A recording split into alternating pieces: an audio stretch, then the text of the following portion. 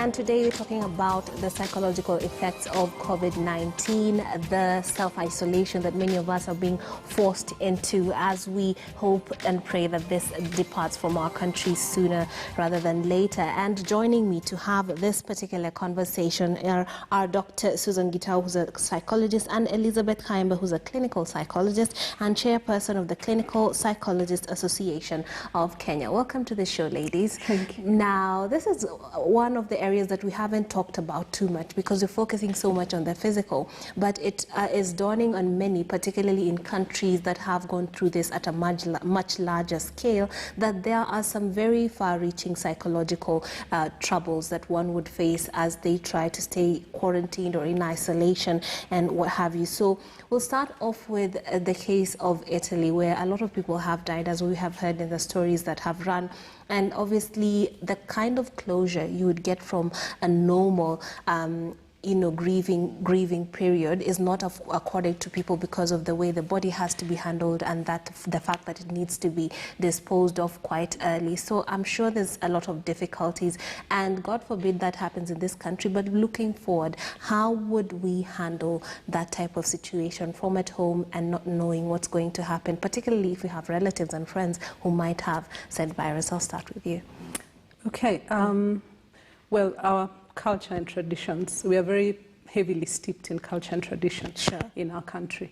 So this comes as something very new to us, but what I would say is a unique situation like this, a situation that's abnormal like this one, will also warrant some abnormal things, some abnormal like disposing measures, like disposing of a body before we grieve, before we mourn, before we call our people. And this is something we may have to take to heart. What I would say as for us as Kenyans, and most of our cultures also allow us to bury, for example, to still hold a burial ceremony afterwards in situations like this. For example, when somebody gets lost and has not been found and we were told they died, a lot of our tribes get things like banana stalks and bury and still give them a send-off. We are also a very prayerful country. For sure. So we pray for them and we will let them go because these are not, it's not business as usual. Yeah. So we need to also prepare ourselves mentally to be able to do that and be able to let go when we need to, for the sake of us who are still alive and for the sake of our future. Now, Dr. Gitau, even now, funerals are not being held as usual, whether the person had COVID or not. But then this means there's a lack of closure. What happens to someone when they don't get that usual mourning and interaction during the funeral and gathering with the relatives? Because even when you look at some of the pictures coming out of funerals, it's not normal as for the African tradition. So what would be missing? What would if I was expecting to grieve and then I would be put in such a funeral, what would I miss and how would that affect me? It's important to note that people are also different. Yes. And I'm glad because a lot of mental health awareness is taking place. And the government is actually doing something. I'm not speaking on behalf of the government, but I remember being called in a meeting to discuss, the stakeholders meeting to discuss the way forward. Yeah. So I'm imagining they will soon bring out a way of handling this situation that Kenya has never had before. What happens, we have different types of grieving processes, like Liz has said. We have normal grieving. For example, what we've been doing before, somebody dies, and we have time to mourn them, and we have time. Oh, yes, yeah. But these deaths that are being experienced globally are sort of complicated grieving process. Right. You also have some, it's traumatic.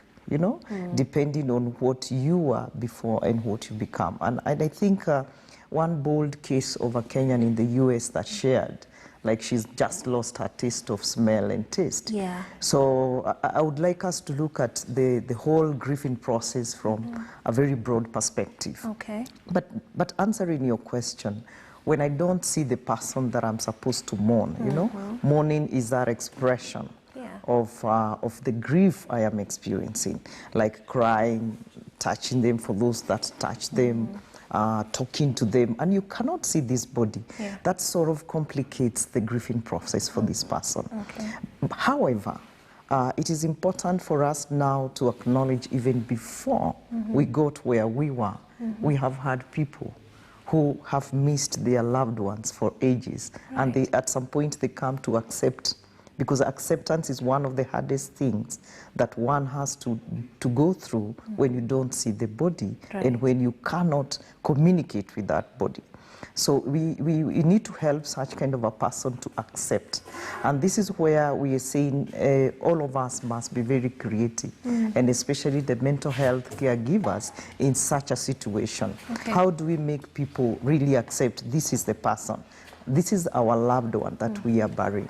How do we make them really accept that? Yeah. And this is where we need not just any counselor. I know Liz would agree with me. You need counselors who have been trained in trauma counseling, who have been trained in loss and grief counseling, because there are people who don't know what to do. For example, if somebody dies and you're like, have never handled such a case. And I believe that's what the Ministry of Health, mental health sector is doing at the moment, trying to put people together, training them, such that we do not mess up with people who are in a very complicated grieving process. Right. It is also important to note that some situations you might never, ever, ever even imagine your person died. Yeah. So we have people who get into very deep denial. Yes. Yes, and if you look at Kenya today, because I also want to speak on behalf of the nation, it's like we are numbing. The first time we had the case number 1, we were all worried, you know, we talked a lot. We had 3 more cases. Yeah. Now we had 7 more cases yesterday. We're almost at 40 It's like now. business. So you don't know, even as a nation, where we are. Are we numbing? And numbing is part of the denial stage. So this is not good. It's not healthy. It's good to face it. Very good. Now, not everyone will be able to get access right now to a psychologist, someone who would actually be very well equipped with experience in trauma and what have you. So on a personal level, if you're sitting at home, you wanted to go to a burial, but you were forced to sit meters away from the actual even body and you didn't get to see it. So how, from a personal level, would you deal with it? It's important to acknowledge what you're experiencing first and foremost. And don't be ashamed. Okay. Like I have been denied access or closeness to my loved ones. Accept that. Accept the feeling it gives you. Accept all the emotions that come with it. Some people may even feel guilty that I have not given my loved one the burial that they deserved. Right. Acknowledge it is okay. It is normal to feel that guilt. Some may feel very angry, actually angry at themselves, angry at the dead. You know, there are people who say, why did you have to leave? Why couldn't you take care of yourself, right? Some are angry at the medical practitioners, some angry at the government, some angry at you guys. Why did you have to say the first case came from this place? You know, like that family in Western Kenya really needs a lot of support. And I would call the counselors that are there, kindly just try and do something, whatever you may do, whether it's WhatsApp or calling them, because now we can still help them through a phone call. For sure. Oh, yes. Yeah. What would you say to someone who is dealing with it on a personal level? How should they deal with it? It's important to acknowledge that grief, as Susan said, is very personal. And if somebody is not coping well, is not making sense of the situation right now, considering our history of grief, of mourning or grieving, as she says, it's just, it's not normal. We are not in normal times. So the guilt they may be feeling, or the discomfort, or the pain they may be feeling is normal. They should accept that this is a normal feeling.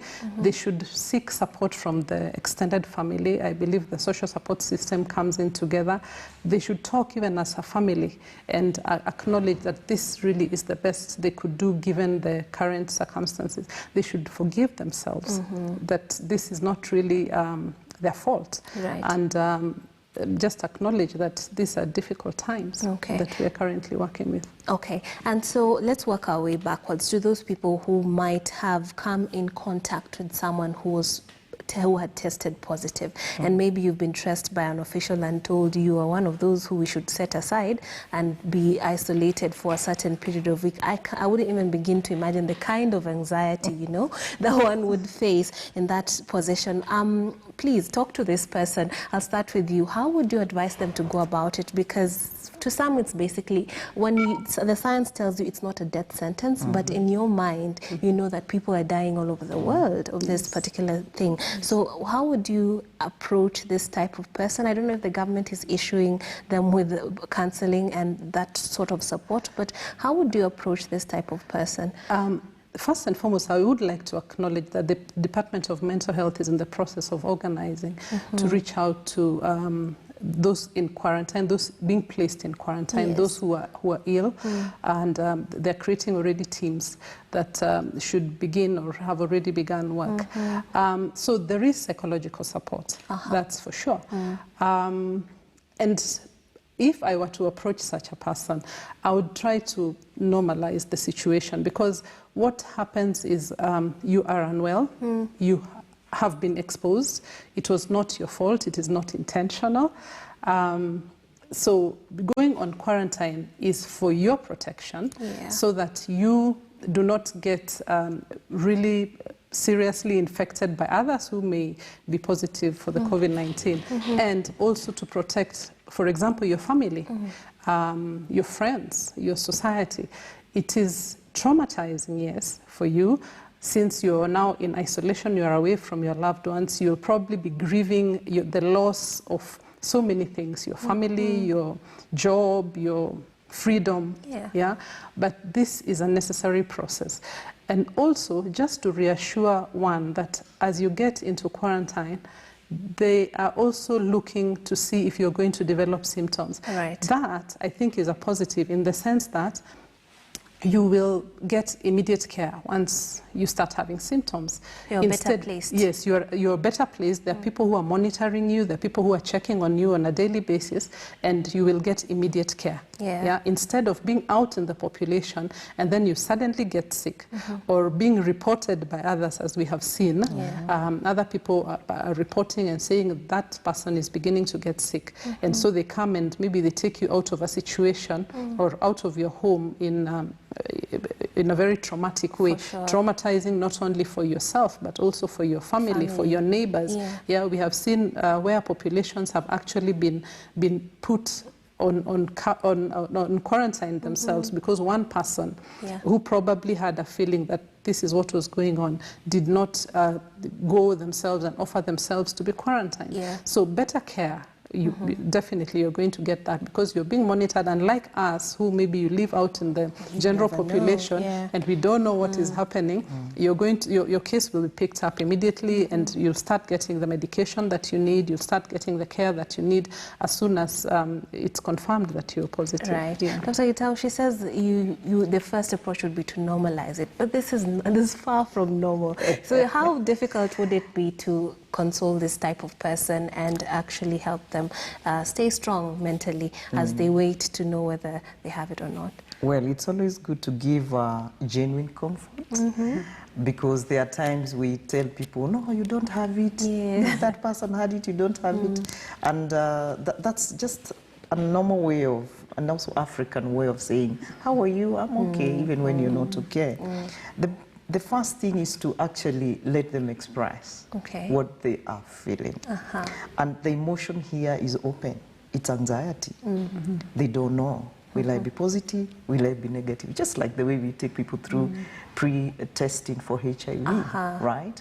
And you allow them to tell you all these things. And the best thing is to also ask them to prepare for the two. We call it motivational interviewing or motivational counseling, right? Just what if it was positive, but ensure that you as a counselor, you remain as calm as possible. And I guess that's what Liz is trying to bring out, normalizing, you know? Because when you don't, say, imagine, what if you done? You're not normalizing the situation. They feed off of your anxiety also. And that's why we are encouraged as caregivers to really work on our calmness, such that even when you are delivering very, very tough information, that person. You do not exaggerate the experience. Okay. Because what happens to the brain is that you no longer have the frontal lobe working, where you have structured thinking, planning and all that.